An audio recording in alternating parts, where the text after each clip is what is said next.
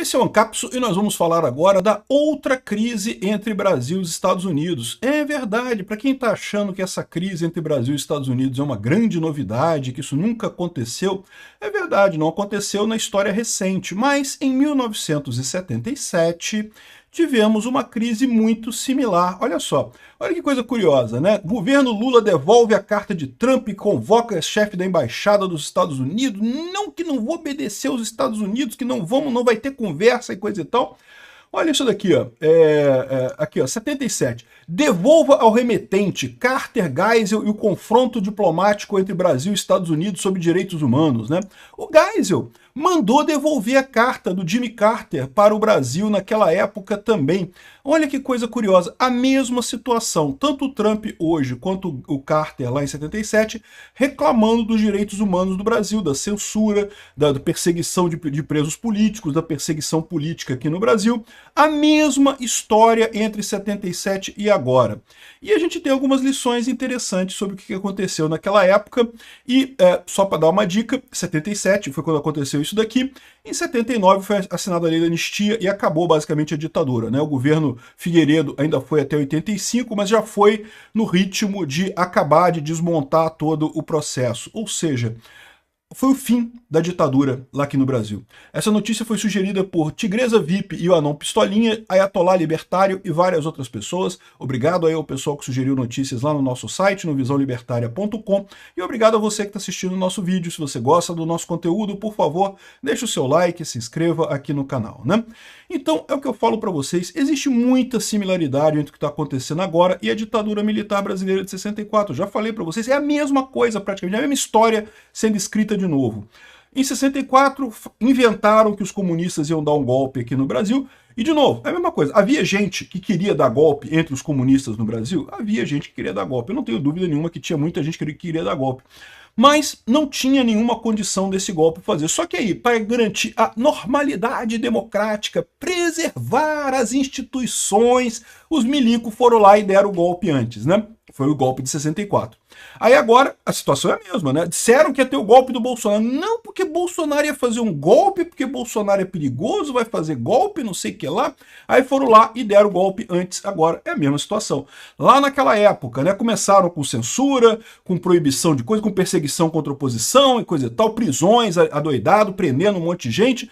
A mesma coisa que a gente está vendo acontecer aqui agora. Censura pra caramba, um monte de gente sendo calada, um monte de gente sem poder falar na internet, um monte de gente sendo perseguida, processos absurdos, sem nenhuma lógica dentro do devido processo legal. A mesma coisa aqui na ditadura. A Rede Globo, em 64, ficou do lado dos militares, a democracia voltou ao Brasil.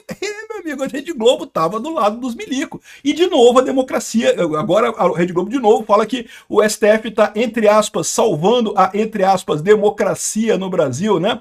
É a mesma, isso é praticamente repetindo de novo o mesmo ciclo agora. E tem várias outras semelhanças nessa história toda, né? É o que eu falo, tem muita gente que acha que os milicos eram de direita. Não, porque milico de direita... Cara, eu sou libertário. O que eu vi que os milicos fizeram aqui no Brasil foi tudo de esquerda. Não tinha nada de direita ali. Ai, mas moral e bom costume. Costume é outra história. Costume não, o Estado não devia se meter em costume. A questão econômica, o Estado fez tudo errado, tudo de esquerda. Os milicos fizeram basicamente o mesmo que o Jango vinha fazendo. Esse é o fato, né? E, ou seja, não é à toa que tem um monte de semelhanças entre os programas econômicos do Lula e dos milicos. É a mesma coisa essa porcaria. E no final das contas, é a mesma história. Estamos revivendo de novo o golpe de 64, agora, dessa vez dado em nome da esquerda, em nome do comunismo, em nome do socialismo, botando um comunista no poder e coisa e tal. Enfim, como eu falei para vocês, isso vai dar errado, sempre vai dar errado, não tem jeito, a ditadura não vai ter muito tempo, não vai durar por muito tempo, mas eu temo que ela dure os 20 anos que durou a ditadura militar, né? Foi terrível, 20 anos foi um período muito ruim da história brasileira. Não tenho ilusões. Muita gente fala assim, ah não, mas eu não sofri nada, eu andava na praia e não tinha nada na época da ditadura militar.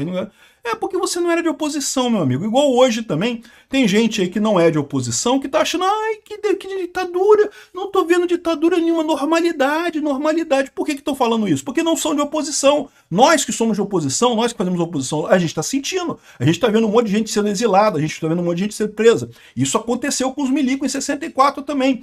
Não foi bom. Esquece o período militar, foi ruim para o Brasil.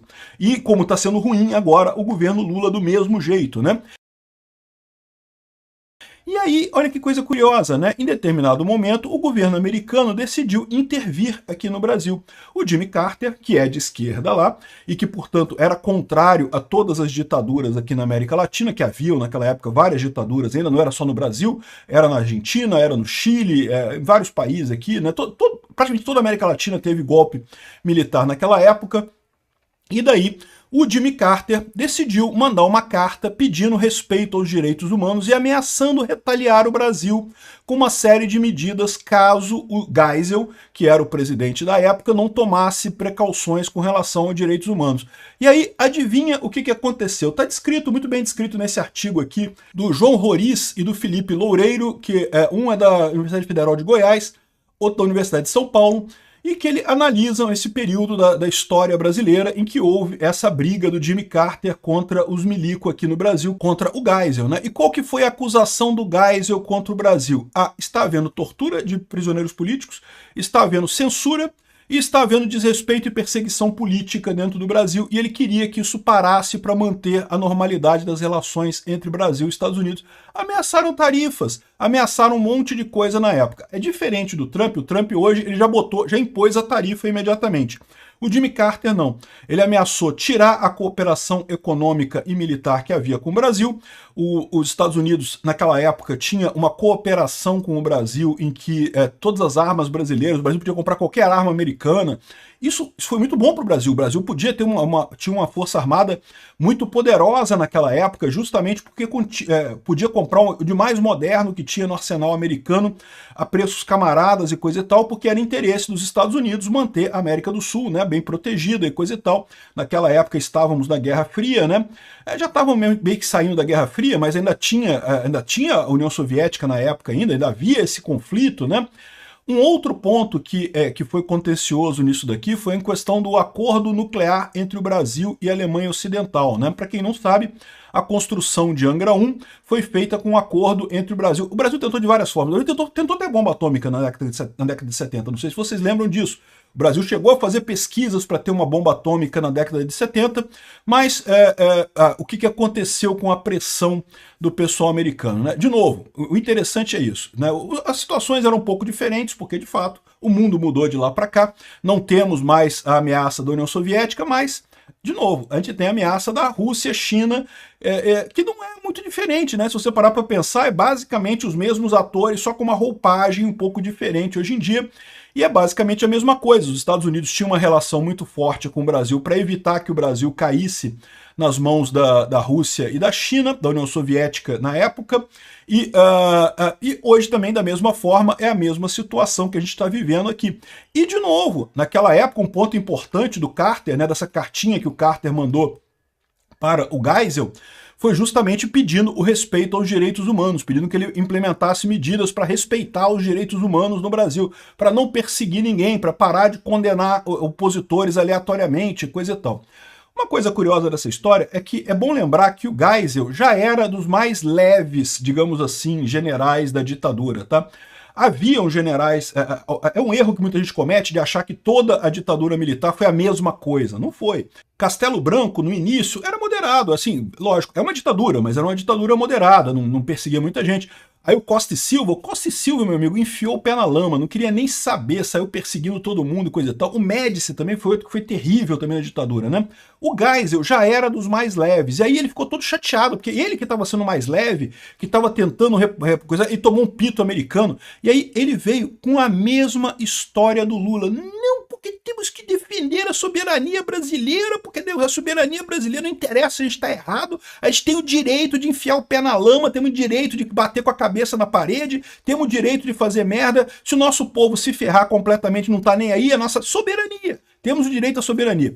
E naquela época, tal como acontece agora, muita gente embarcou nisso, né? Não porque porque soberania, porque temos que acreditar na soberania do Brasil e não sei o que lá. Bom, o que aconteceu nessa história toda? Qual foi o final dessa coisa aqui? Ó? Tá aqui, ó, tem algumas reportagens recentes, que como o Jimmy Carter morreu recentemente, né? O Jimmy Carter morreu ano passado, né? Morreu com 100 anos de idade, ele, né?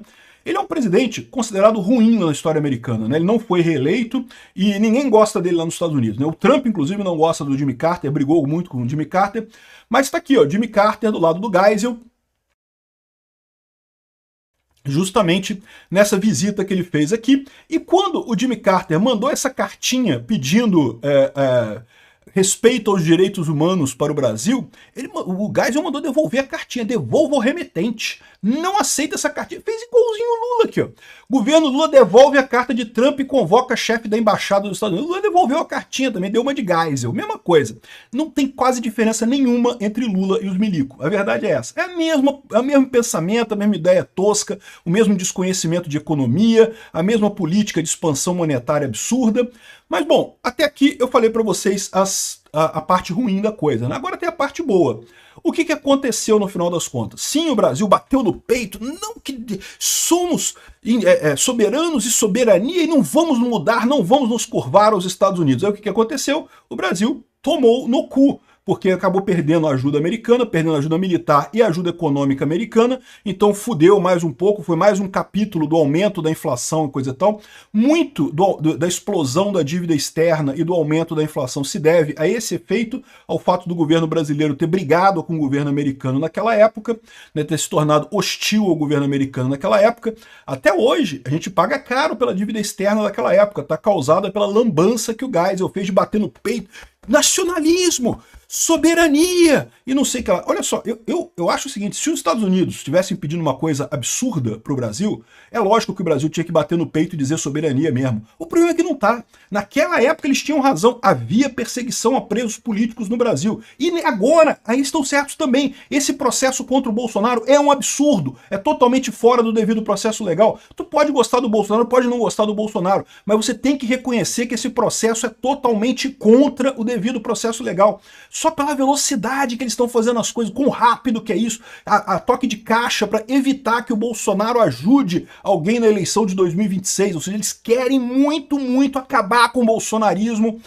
Não tem outra explicação para isso, não tem, eles estão realmente perseguindo a oposição. Como os militares faziam em 77, e aí a cartinha do Jimmy Carter pediu para eles pararem, e o Trump está pedindo para parar agora também, né? Mas então, o Brasil bateu no peito, e não que soberania, então tomamos no cu, provavelmente vai acontecer a mesma coisa agora, e depois, logo depois, declínio, né? 1979 e 1985. Vocês sabem que o Figueiredo, assim, é lógico que foi um bom presidente, coisa e tal, teve uma importância muito grande, mas dentro da hierarquia militar, dentro do grupo que estava lá dos principais generais, ele não era dos principais, tá? Os dois principais da ditadura militar eram o Médici e o Geisel. Ele foi escolhido justamente porque nenhum dos líderes queria passar o poder para os civis. Então eles destacaram o Figueiredo, que era um cara subordinado lá, para passar o poder para os civis aqui no Brasil, né? Então, ou seja, em 79 já foi a lei da anistia. A lei da anistia foi assinada, a lei da anistia lá da época da ditadura militar, foi assinada em 28 de agosto de 79. Essa coisa aqui, ó, foi entre 77 e 78. 77 e 78, não que o pessoal bateu no peito e não que soberania, soberania, soberania. E no ano seguinte a ditadura caiu. No ano seguinte a ditadura começou a entrar em modo de transição para os civis. Então isso aqui é uma coisa que me dá esperança. Porque, de novo, que o Lula vai bater no peito e vai dizer que é soberania e coisa e tal, e vai arrumar confusão econômica para o Brasil? Vai, né? É da natureza dele, né? É da natureza de todo tirano, de todo ditador fazer merda com a economia do país. Mas talvez é aquilo que eu espero de você, que eu falei para vocês. Eu espero que essa ditadura judiciária que a gente está vivendo agora não dure tanto quanto a ditadura militar que a gente teve no passado. Talvez isso já seja um momento. O Brasil vai bater no peito, não vai aceitar nada e coisa e tal. Pode ser que seja isso que aconteça. Mas essa coligação Lula-STF vai sair tão enfraquecida dessa parada que dificilmente vai continuar no poder por muito tempo mais, né? Lá no caso da ditadura militar, foi 77, 78 que foi esse processo. processo, em 79 a ditadura caiu, 79 começou o processo de transição. Para quem não lembra disso, quando o Figueiredo tomou posse, ele tomou posse falando, eu entrei para devolver o poder para os civis. Já era a ditadura saindo embora, já se preparando para ir embora. Foi o que aconteceu naquela época, a abertura lenta, gradual e segura, não sei o que lá, que começou com Geisel, inclusive. Ou seja, eu acho que vai acontecer a mesma coisa agora. O Brasil vai bater no peito, falar soberania, vai tomar no cu, bonito como tomou naquela época, mas pelo menos a ditadura vai acabar.